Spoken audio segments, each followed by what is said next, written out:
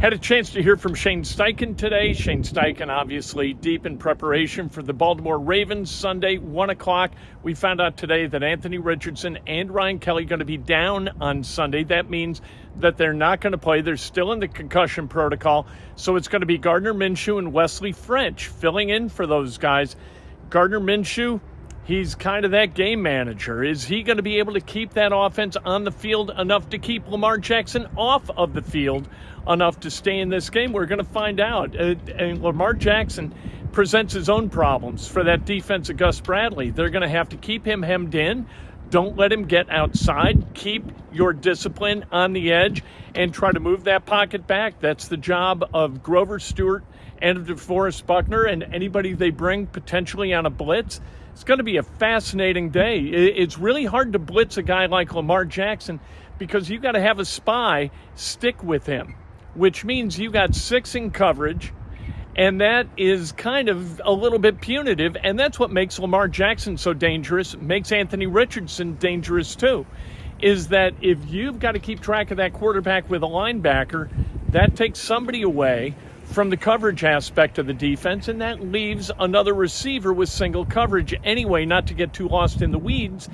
But Lamar Jackson is a beast, and Gardner Minshew is going to have to match him, maybe not in athleticism, but in ability to move the offense for the Colts to be able to contend. And then you've got to have a defense, maybe create some turnovers. You got to get a break, and the weather might be that break because it's supposed to be wet, and wet is good for the underdog and the Colts, an 8-point dog. Obviously, how did Gardner look in practice? I mean, like Gardner? Looked like Gardner, efficient, leading the crew, completing balls, understands the game plan, locked in, ready to go. What about Gardner has allowed him to do so well against the blitz in his career? I think just the way he processes the game and he gets the ball out so fast and he sees it and he understands coverages behind the blitzes and where to go with the football. I think that's big. You know, obviously he's played a good chunk in this league, so he's seen a good chunk of it, and he knows where to go with the ball. Pay a lot of attention to the weather. Absolutely, yeah.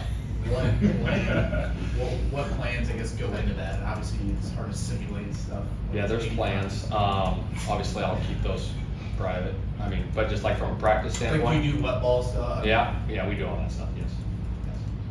The O-line did a really good job of protecting Gardner against Houston. Just how important is it knowing you're going up against those blitzes against Baltimore that they continue to keep up their strong performances? Yeah, no, it's going to be big. The communication up front will be big with French and Gardner and the rest of the crew, just to make sure we're on the same page. Obviously, we put a lot of work in this week, giving them different looks to make sure they're on the same page. How does Gardner, having been a starter in this league, kind of fit right in these situations, kind of take ownership of the preparation and everything that goes on during the league? Yeah, no, he's been great. Obviously, he dealt with it in Philly and went in against Dallas, when he had to play and played really good. And obviously at Houston, he's played really good. So he's been in these situations. Obviously, he got a lot of work this week, so he'll be prepared and ready to go. What went into Trey Sermon? Did you have a little history with him in Philly at all? Yeah, we always just want to add depth. Chris and his staff do a great job of evaluating guys, and we're just always trying to add depth. Anyone else? The All right. linebacker duo of Roquan Smith and Patrick Queen has been very busy the first couple games. How important is it to slow them down? And if y'all just kind of some other ways they can recap in the game? Yeah, no, both those guys are really, really good football players. You can tell that they study film. They're all over it, so we got to be really good. Knowing where those guys are at from a blitz key and obviously from a coverage standpoint, and then obviously from the scheme standpoint, we got to do a good job of slowing them down, like you said. Is the expectation for Ryan and AR to just miss this one game, or is something about it? Yeah, we'll see. They're progressing. We'll see how it goes. You have Gardner and Sam on Sunday. Who would be the third emergency quarterback? Well, I'm not going to tell you. We got time. I figured I'd try. Yeah. With Quentin, is it just kind of like manage it throughout the week sort of situation with that? Yeah, just manage it. But he's always progressing well. He's tough. He's a tough football player. He's the definition of tough. Saw you dropping back in coverage. Are you looking to play some DB on Sunday? Just trying to get the looks. That's it. That's it. Just trying to get some looks. We're going to heat today. Yeah. All right. Appreciate it, guys. That's Shane Steichen. Not a lot from Shane Steichen. Shane tends to be a little bit more tight-lipped as the week goes on. This is a Friday. They travel tomorrow. They play on Sunday, and off you go. Hopefully able to kind of surmount the challenge that's ahead of them.